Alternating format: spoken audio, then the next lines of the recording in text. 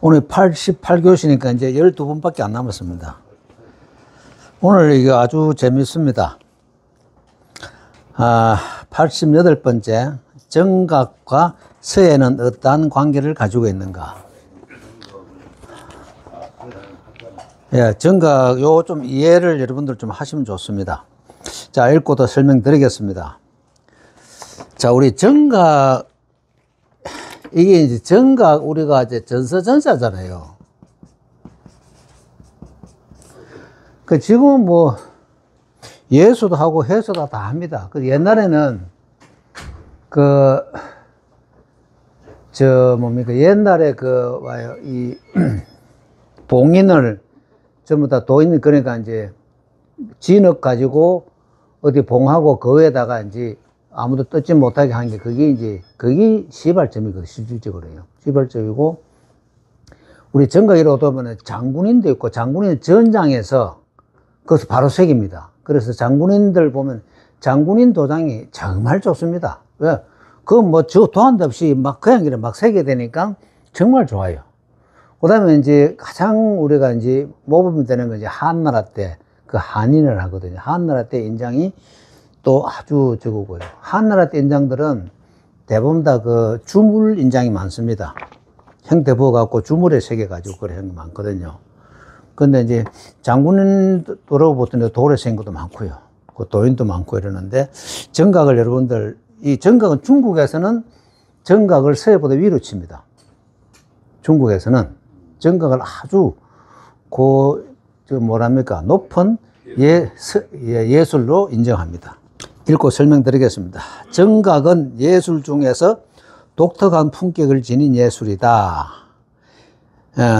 이것은 서예나 회화의 원리 원칙과는 서로 통하면서도 아울러 밀접한 관계가 있다. 더욱이 서예와는 불가분의 관계를 가지고 있다. 정말 서예는 불가분의 관계를 가지고 있습니다. 반천수는 반천수 유명합니다. 저건데요. 화가인데 유명합니다. 반천수 선생은 인장에 사용되는 문자는 전서를 위주로 하나 때로는 예서나 해서를 사용하기도 한다.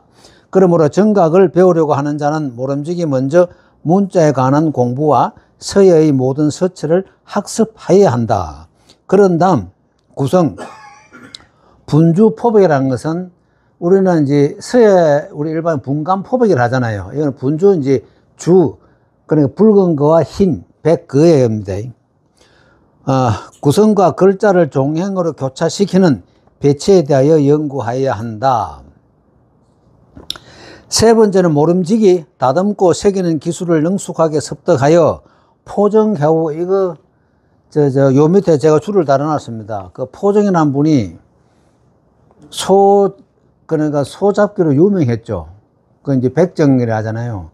근데 이분은 평생을 소 잡는데 칼을 한 번도 안 갈았답니다. 그래, 그걸 이제 임금이 물었습니다. 자는 어떻게 칼을 안 갈고 소를 잡느냐? 그 포정이 답합니다. 저는 소를 전체를 그림으로 그려서 그 살과 살 사이 그리로 칼을 넣으니까 칼이 망가질 일이 없다 이겁니다. 우리 보통 살은 전부 다 살과 근육 그 사이에 전부 다 그 하얀 막이 있잖아요. 그 사이로 포정은 전부 다 소를 해체한답니다. 그래서 포정해오가 유명합니다. 포정해오나 유인유여, 그 밑에 제가 줄을 달아놨습니다. 아주 그 일을 가볍게 쉽게 하는 것을 할 때 유인유여라 그럽니다. 이 고사처럼 막힘이 없어야 한다. 네 번째는 마땅히 인면 위에 기세가 있어야 하고, 인면은 도장면입니다. 기세가 있어야 하고, 정신은 소박하고 후하여야 하며, 품격은 고상하고 화려하여야 하는 등 서예나 회화의 원리 원칙과 완전히 같은 것이다 라고 했다. 그러므로 정각예술은 회화나 조각예술의 특색 외에 서예를 바탕으로 하여야만 제대로 발전할 수 있는 것이다. 이게 이제 우리가 글씨도 여러 평가하잖아요. 정각도 이렇습니다. 그러니까 우리가 일반적으로 뭐 서예한다, 정각한다 그런 차원하고 좀 다른 차원입니다. 제가 늘 말씀드린 서예 다른 세계 존재합니다. 깊이 하면은 다른 세계가 있습니다. 그냥 우리 일반 뭐 하얀 종 위에 붓 갖고 쓰는 이 세계 아닌 다른 세계가 존재합니다. 그래서 정각도 똑같은 얘기입니다.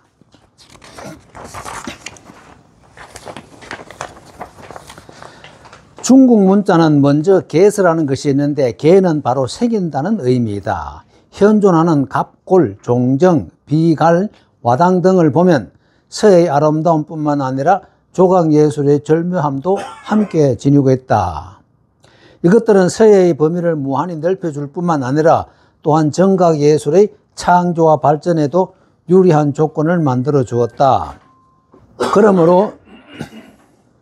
그러므로 서예, 회화, 정각 등은 모두 이 연원을 시작으로 삼아 과도기를 거쳐 발전하고 있는 것이다. 비록 이것들이 제각기 분주하게 발전하고 있지만 예술적인 법칙은 공통점을 지니면서 일맥상통하고 있다. 정각 예술을 말하자면 대부분 칼을 사용하는 것을 마치 붓을 쓰는 것과 같아야 한다 주장한다. 이른바 집도여 지필. 그러니까 칼을 잡는 것이나 붓 잡는 것 이 말이죠. 또는 운도사운필. 칼을 운전하는 거나 붓을 운전하는 거나 말로 표현될 수 있는 것이다. 그 다음 서에서 필정묵치라는 것을 말하는데 정각에서도 마찬가지로 도정석치라는 것을 추구하고 계시니 각각 미를 나타내려고 하는 점에 있어서는 똑같은 것이다. 여러분 정각 이게 저는 정각 참 오래됐거든요. 한지 그때 우리 은사님 살아계실 때 저보고 그러더라고요. 자네 정각은 참 잘해 이랬거든요. 정각 근데 어떻게 이게 이제 그 잘하는 걸로 표현되냐면요. 여러분 그 정각은 칼로 새기잖아요. 그걸 보고 도법이라 칼로 새기는데 칼로 새겨서 종이 위에다 찍었을 때 요 나타나는 것이 칼맛이 없어야 됩니다. 붓맛이 나야 돼요. 그것을 표현하기가 어렵습니다. 예. 그래서 거꾸로 글자 써가지고 찍어가지고 합니까? 예. 그러니까 새기는 건 누구든 새기는데 아니 거꾸로 새기잖아요. 예, 그럼요. 당연하죠. 거꾸로 글씨는 쓰는 게 아니고 바로 써가지고. 아니요. 그거 아니고 거꾸로 새겼는데 그것을 찍었을 때 그 나타나는 그 글자가 붓맛을 나타내야 된대. 그 말씀 예. 예. 처음에 거꾸로 그렇죠. 예. 하잖아요. 예. 그건 거기다가 거꾸로 그걸 씁니다. 도장. 예. 안 붙이고 그 위에다 바로 씁니다. 글씨를. 거꾸로. 아무것도 없이요? 예. 그건 좀 어렵다. 그 써놓은 것 같은데 거꾸로 써가지고 붙이는 것 같은데. 안 붙입니다. 모르겠다. 다른 사람은 쟤는 그 돌에다 바로 씁니다. 거꾸로. 예. 거꾸로 써가지고 새기는데 이게 거꾸로 쓰는 건 아무것도 아니고요. 새기는 것도 아무것도 아니고 도장 찍는 게 정말 어렵습니다. 찍는 게 인주에 밥을 얼마나 묻혀 가지고 이 종이가 이 인주를 어떻게 흡수하느냐까지 알아야 되거든요. 그 다음에 내가 누르는 힘을 어떻게 해야 이 한 세밀한 핵을 붓맛을 나타내느냐. 이게 정말 어렵습니다. 예. 그 도장 찍기 제일 어렵습니다. 아주 힘을 줘서 찍대는 거. 그러니까 아무 생각 없이 그냥 찍는 거죠. 그런 사람들은. 저 같은 경우에는 이거는 이제 이 종이가 무슨 종인지 인주에 그 유분이라는 게 있거든요. 빨간 건데 그것도 이제 그 인주 기름이 있어요. 기름이 얼마나 함유됐는지 그걸 알아야 돼요. 그래서 도장이래 이제 그 도장을 또 인주밥에 찍어 보면은 대강 모르겠죠. 하여튼 제가 딱 느껴요. 아, 오늘 어느 정도구나 느끼거든요. 그러면 딱 이게 도장 찍을 때 힘을 어느 정도 주어야 여기에 어떤 현상이 나타나는구나. 그걸 이제 계산하고 찍는 거예요. 무조건 힘쓰는 거 아니냐, 그러면? 아닙니다. 예. 그냥 종이에 뭐 까만 거 쓴다고 서야 아니잖아요. 똑같습니다, 이게. 나는 무조건 세게 눌러야 되는 줄 알고. 아니에요. 그래서 나는 내 힘대로 힘을 막 눌러봤는데. 그래서 정각 이거는요, 도장 찍는 게 정말 어렵습니다. 새기는 것보다 저는 더 어렵다거든요. 새기는 건 누구든지 새길 수 있어요. 있는데 도장 찍어서 여기에 나타내는 하선지 위에 도장 찍었을 때 요 나타낸 요 글자를 붓서로 쓴 것처럼 나타낼 수 있느냐 이 말이에요. 그거는 뭐 점거할 때 잘 했기 때문에 물론 그것도 있겠지만 찍는 거에도 엄청난, 그런데 일본 정각은 또 우리하고 또 조금, 일본 정각은 칼맛을 나타내더라고요. 일본은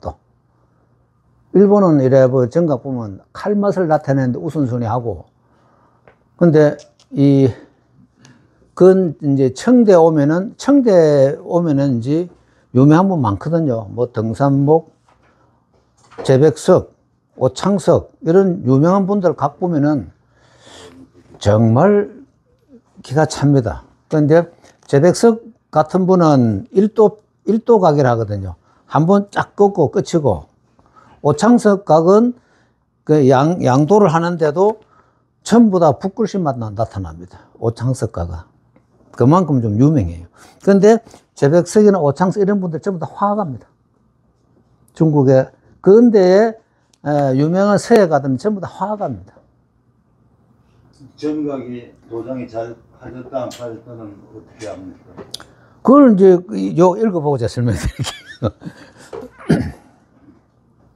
그것은 정각에서 칼의 아름다움인 도미, 칼맛이죠. 석재의 아름다움이 성미라고 표현되며 서예에서 필미, 정치라고 하는 것과 같은 말이다. 인면은 마치 하선지와 같으며 도봉은 칼끝입니다. 필봉은 붓끝이죠. 도봉은 필봉과 같은 정치가 있어서 이것을 가지고 자유자재로 움직이면서 침착하고 통쾌한 맛을 나타내며 혹은 고박하면서도 굳센 느낌을 나타내고 혹은 깎아지른 듯한 느낌과 뛰어난 멋을 갖게 하며 혹은 단정하면서도 전한 분위기를 창출하기도 하며 혹은 수려하면서도 아름다운 자태를 그리기도 하고 혹은 거칠면서도 호방한 기분을 표현하는 등 이것이 바로 칼끝에서 나오는 흔적으로서 또한 서예의 필미를 잃지 않은 것이다. 바로 이겁니다. 이게 이제 새기는 사람이 이러한 맛을 나타낼 수 있어야 된다 말이죠. 그냥 뭐 칼 들어다 각한다고 다 좀 각은 아닙니다. 자, 서예에서 붓을 운용하여 필법의 아름다움을 표현하듯이 정각에서도 칼을 이용하여 도법의 아름다움을 나타낸다. 그러나 예술적인 면에서 보면 여기에서 진일부하여 서예에는 금석의 맛이 있어야 하며, 맞잖아요.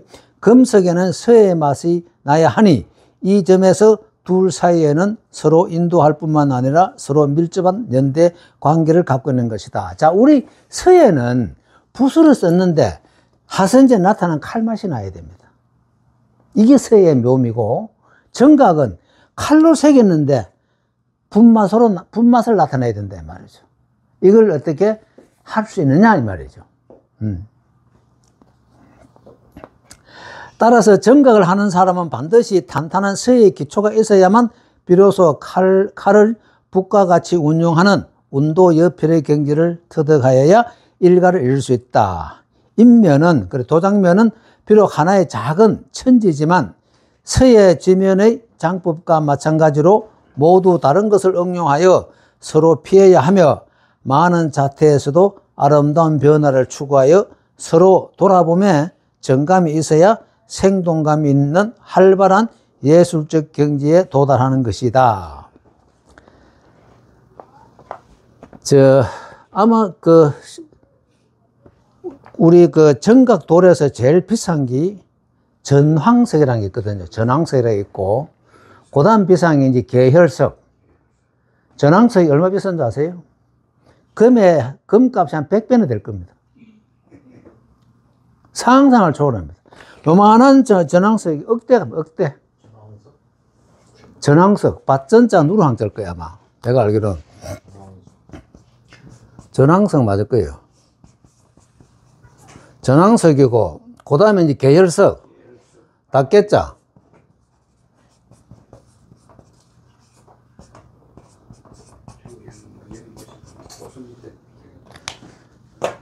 중국 인제는 이 계열석은 청전석에서 나오거든요. 보통 그 청전석에서 나오는데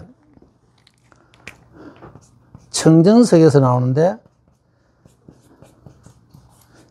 이거 아마 맞을 거예요. 그게 그 다음에 이제 인장 유명한 데가 수산석. 제가 한 30년, 30년 가까이 되긴, 그때 그 수산석은 저 복근성에 있거든요. 그때 밑에 호상박물관하고 둘이 그 몇 번 갔습니다. 저거 사러, 이제 인제사로, 수산석 인제사로. 그때 당시만 해도 엄청 비쌌어요. 지금은 요새 가물어 보니까 못 사겠더라고요.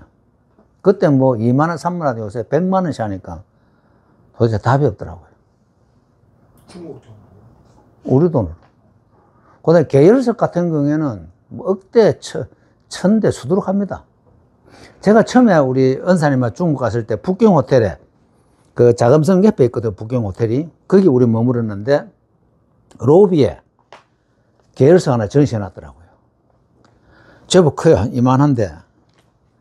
그게 얼마냐. 그때 당시에 600만 원 하더라고요. 정말 그걸 사고 싶은데 그때는 카드가 안 되니까. 지금 같으면 뭐 한 6억 가겠죠. 예. 그 정말 그때 한번 제가 그 후회한 적이 있고, 한 번은 그 사가져와서 뭘 합니까? 요 가는 걸 사가져와서 또 팔아먹습니까? 아니면 그냥 보자기가 지금 그래, 지금까지 나눠주면 돈 되잖아요. 그리고 한 번은 제가 어디입니까? 남경에 갔는데, 남경에 그 각 큰 고을에 가면은 공자 사당이 있습니다. 공자 사당 주변에는 전부 다 골동품상이 다 포진합니다. 공자 사당 주변은. 거기 갔는데, 그것도 이제 인제집에 한번 갔어요. 인제 정말 좋은 거 많아가지고, 내보고 몽땅 다 사라 하더라고요. 얼마 준다고. 돈 얼마 안 갔어요. 그때도 뭐 돈이 없잖아요. 현금을 그때 없으니까. 지금까지 벌 샀죠. 그때 뭐 카드 된 것들 샀죠. 그때 그거 사놓으시면은 지금 좀 한 아파트 몇 천이 됐을 거예요. 근데 우리가 이제 이 중국에 가면 하나 잠깐 우리가 이제 뭐 조금 이해 안 되는 부분이 값이 엄청 비싼 게 많거든요. 이걸 누가 사나 이러는데 중국의 부자들은 그것도 돈도 아니랍니다. 우리나라 부자 이거는 게임이 틀리잖아요. 예. 그러니까 중국의 갑부들이 우리나라 인구만큼의 갑부가 있으니까 중국에는. 그래서 제가 그래 당기현에 야 이거 누가 사가나 했더니 형님 이 사갈 사람 줄 섰다 이러거든. 그 왜 이거 사가냐 했더니 전부 다 그 상납한 뇌물이래요. 그게 뇌물로. 그 일반 사람은 절대 못 사죠. 우리나라도 요즘 말이지 옛날 제가 김영삼 정권까지는요, 그때 보니까 상납 문화가 엄청 많더라고요. 저도 제 병풍 상납하는 걸 주변에 몇 번 봤거든요. 올 그 구정 때 뭐 술 2억 3억 나온 거 다 상납용이라고 그러네. 그렇죠. 그럼요. 그 정도 상납이지. 그 누가 한국의 백화점에 2억 예. 나왔는데 금세 팔렸는데 그게 다 상납 쓰느라고. 맞습니다. 자, 확실히 재능이 있는 정각가들의 작품은 격조 높은 기운 속에서 시적인 의미를 맛보고 재창조할 수 있어서 정각에서 마치 봄에 까치가 나는 듯하며 침착함이 추운 겨울산 눈 쌓인 듯하다. 때로는 표일함이 가벼운 구름과 같으며 구세기가 푸른 소나무와 같으며 결구의 하나하나가 생동감과 치밀함이 짜인 도안과 같은 것이다. 이 정각을 하나 평하는데도 다 이렇습니다. 그러니 글씨인들 오죽하겠습니까? 이름을 새긴 인장 중에서는 작가의 성격적 기질과 예술적 수양을 엿볼 수 있다. 역대의 일부 정각 고수들은 서예에 정통하지 않은 사람이 없을 뿐만 아니라 회화 시문에도 비교적 조예가 있었기 때문에 그들은 인면 위에서도 범위를 확대하고 대담하게 칼을 휘둘려 정각 예술의 온갖 아름다운 경지를 모두 표현하였다. 이게 우리가 뭐랍니까, 필력이라 그러잖아요. 우리 글씨는 필력,